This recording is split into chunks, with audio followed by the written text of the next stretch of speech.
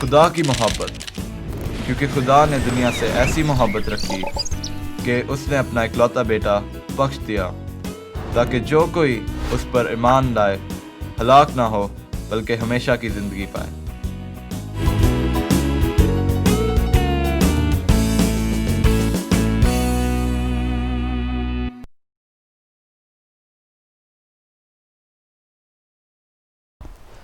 خداوند یسوع المسیح جو ہمارا کلہ، ہماری مضبوط چٹان اور ہماری نجات ہے، اسی کے عظیم نام میں شائستہ اختر آپ سب کی خدمت میں سلام پیش کرتی ہوں، اور ہمارے آج کے اس پروگرام خدا نے دنیا سے ایسی محبت رکھی میں آپ سب کو خوش آمدید کہتی ہوں۔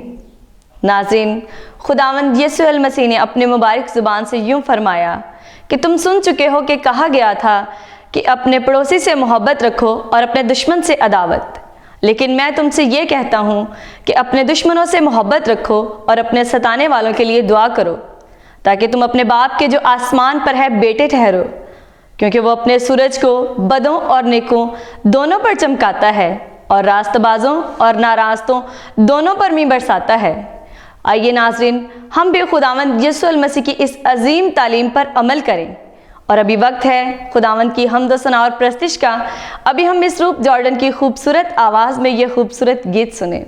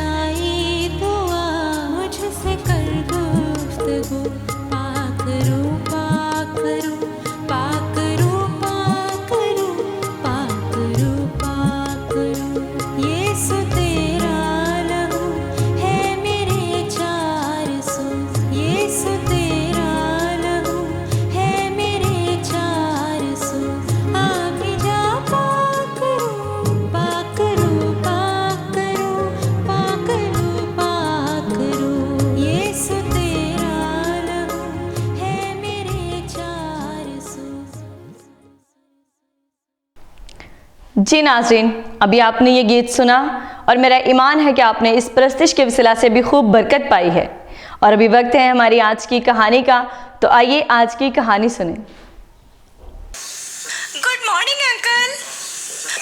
गुड मॉर्निंग पिंकी बेटा, कैसी हैं आप? खुदावन का शुक्र है अंकल।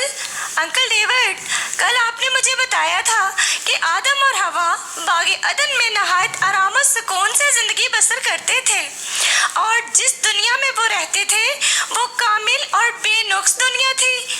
जी हाँ, ऐसा ही बताया था पिंकी बेटा। तो फिर खुदा ने उन्हें बागे अदन से क्यों निकाल दिया अंकल, और इस दुनिया में बेसुकूनी और परेशानी क्यों पैदा हो गई? बेटा जी, नाफरमानी की वजह से, यानी खुदा के हुक्म को ना मानने की वजह से। नाफरमानी की वजह से? वो कैसे अंकल, और क्या नाफरमानी की उन्होंने?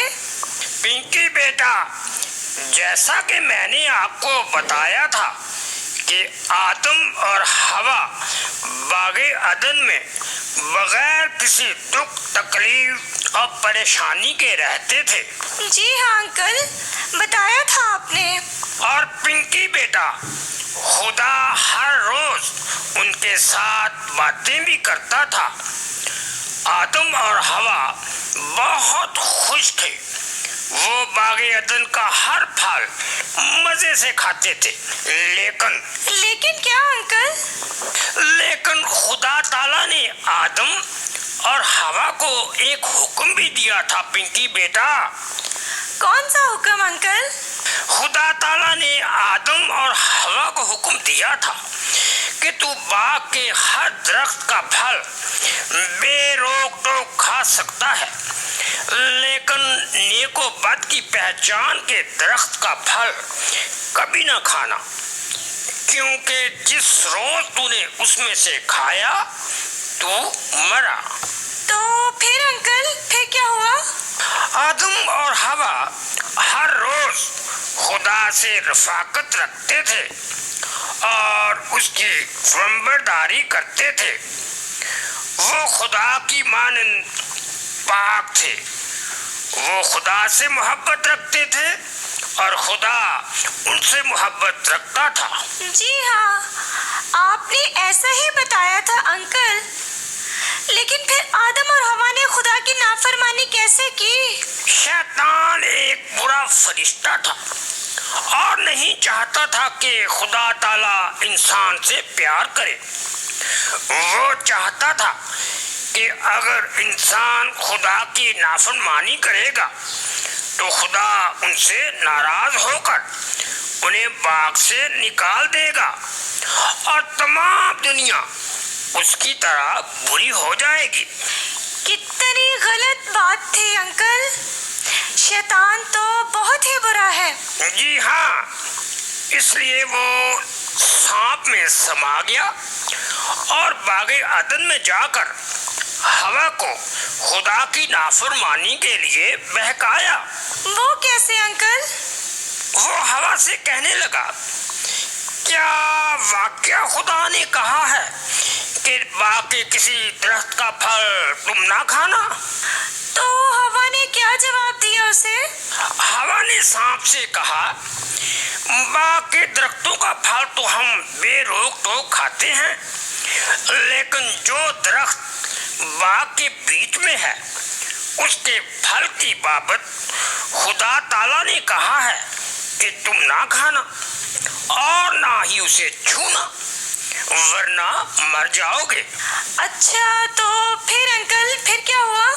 लेकिन शैतान ने हवा से कहा, तुम हरगिज ना मरोगे, बल्कि खुदा जानता है कि जिस दिन तुम उसे खाओगे तुम्हारी आंखें खुल जाएंगी और तुम खुदा की मानिंद नेक और बद के जानने वाले बन जाओगे। ओह, तो क्या उन्होंने वो ममनुआ फल खा लिया? यही तो बताने लगा हूँ बेटा जी। हवा शैतान की बातों में आ गई और उस दरख्त में से फल तोड़कर खुद भी खाया और अपने साथी आदम को भी खाने को दिया। अच्छा, अब मैं समझ गई अंकल। यानी आदम और हवा ने खुदा का हुक्म टालकर शैतान की बात को ज्यादा अहमियत दी, यूं वो खुदा के गुनाहगार ठहरे। जी हाँ, यूं खुदा की नाफरमानी करके वो खुदा की रफाकत से महरूम हो गए। आदम और हवा अब पाक ना रहे थे, बल्कि वो खुदा के नाफरमान बन चुके थे।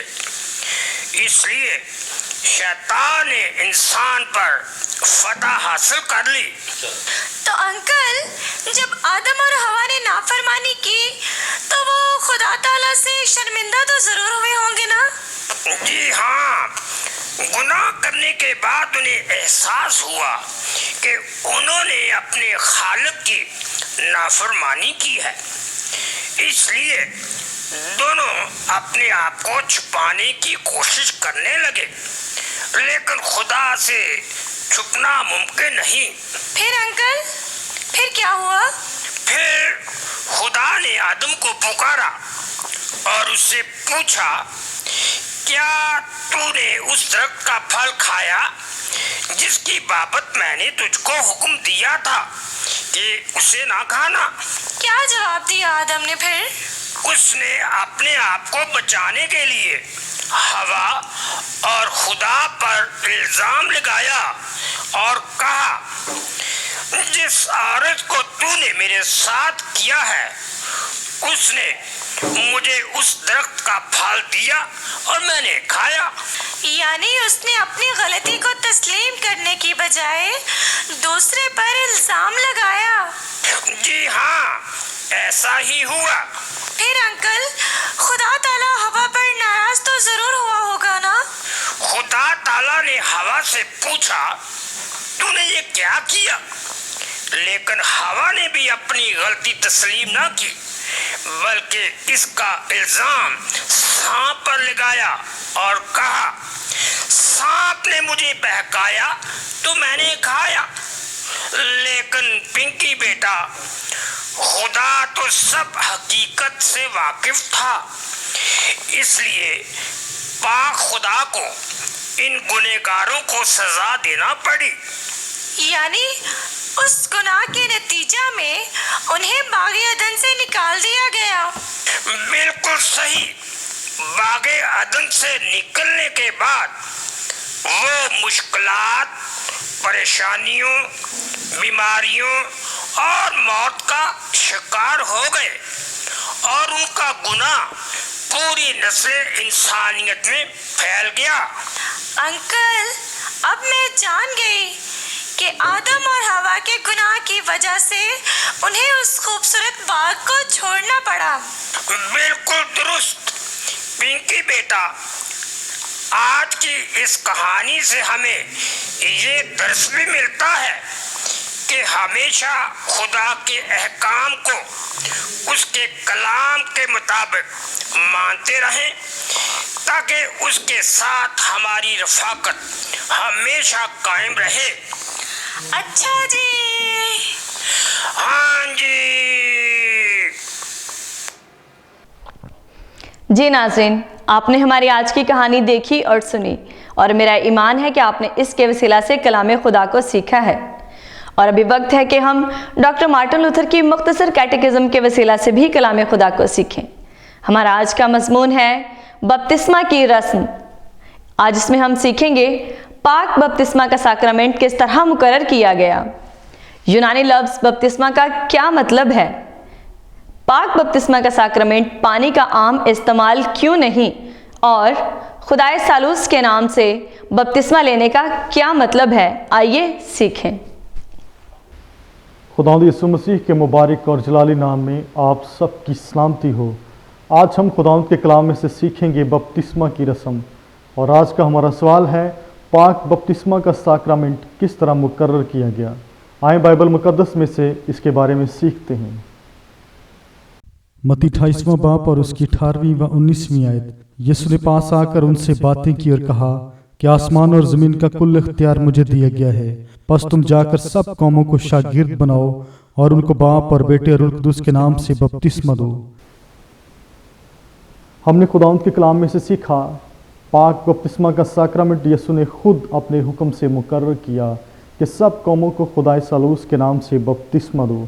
और मज़ीद जानेंगे यूनानी लफ्ज़ बपतिस्मा का क्या मतलब है। आएँ बाइबल मुक़द्दस में से हवालाजात का मुतालिया करें। मरकस पहला बाब और उसकी 8वीं आयत, मैं तुम्हें पानी से बपतिस्मा देता हूँ। मरकस 7वां बाब और उसकी 3री व 4थी आयत, फरीसी और तमाम यहूदियों में ये रवाज था कि वो खाना खाने से पहले अपने हाथों को धोया करते थे। यूनानी तरीका तहारत, ये रवायत इन्हें इनके बुजुर्गों से मिली। वो जब भी बाजार से या बाहर से आकर घर में दाखिल होते वो अक्सर नहाया करते थे। यूनानी बपतिस्मा, इसके अलावा वो अपने बर्तनों को, घड़ों और केतलियों को भी अच्छी तरह धोया करते थे। यूनानी बपतिस्मा, नीचे बयान और खाना खाने के बैठने की मेज। हमने खुदावंद के कलाम में से सीखा यूनानी लफ्ज़ बपतिस्मा का मतलब पानी को मुख्तलिफ तरीक़ों से इस्तेमाल करना है, जैसे गोता देना, धोना, अंडेलना और छिड़कना।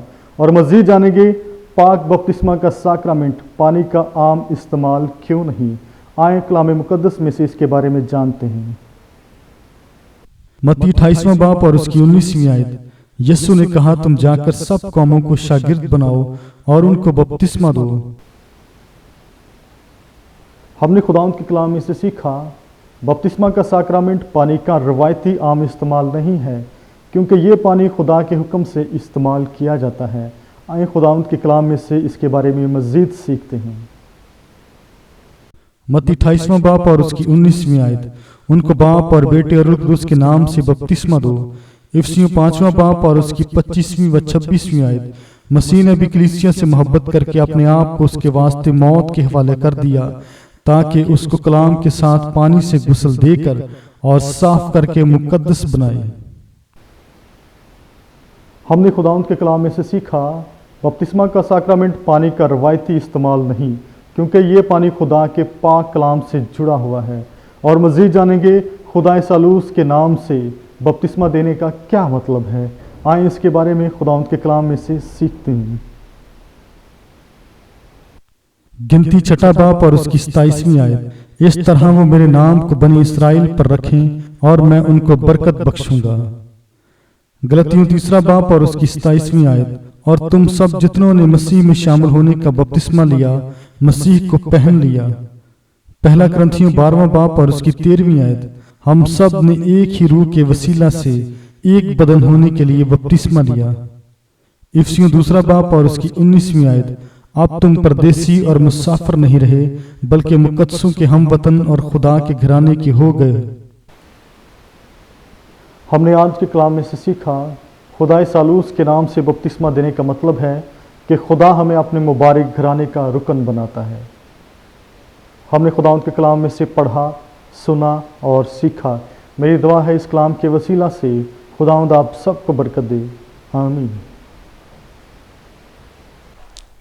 नाज़रीन, मैं खुदावंद की शुक्रगुजार हूँ कि आप हमारे प्रोग्राम को नहायत दिलचस्पी के साथ देखते हैं और अपनी पसंदीदगी का इजहार भी करते रहते हैं। और मैं खुदावंद की इसलिए भी शुक्रगुजार हूँ कि आप अपनी तमाम दुआया दरख्वास्तें हम तक पहुँचाते हैं और हमारी दुआया टीम उन तमाम दरख्वास्तों को नहायत जांफिशानी के साथ खुदावंद के हुजूर में पेश करती रहती है। और वो कादिर मुतलक खुदावंद उन तमाम दुआओं का जवाब भी देता है। और मेरे वो बहन भाई जो कि अभी तक अपनी परेशानियों और मसाइल में घिरे हुए हैं, वो बिल्कुल मायूस ना हो, बल्कि अपनी इल्तिजाएं इसी तरह से खुदावंद की हुजूरी में पेश करते रहें। वो यहोवा यरी वक्त पर आपको ज़रूर जवाब देगा। जी नाज़रीन, कैसा लगा आपको हमारा आज का ये प्रोग्राम? मैं उम्मीद करती हूँ कि आपने इसके वसीला से ढेरों बरकत हासिल की हैं। प्रोग्राम को मज़ीद बेहतर बनाने के लिए आपकी कीमती आरा की हमें बेहद ज़रूरत है। आप अपनी कीमती राय हमें इस पता पर भेज सकते हैं। Confessional evangelical Lutheran church, 26 Ravi block, Shadman town, Sahiwal. Calls और मैसेजेस के लिए हमारा फ़ोन नंबर है 0302 7891 703। अपना ख्याल रखिएगा। खुदा हाफिज़।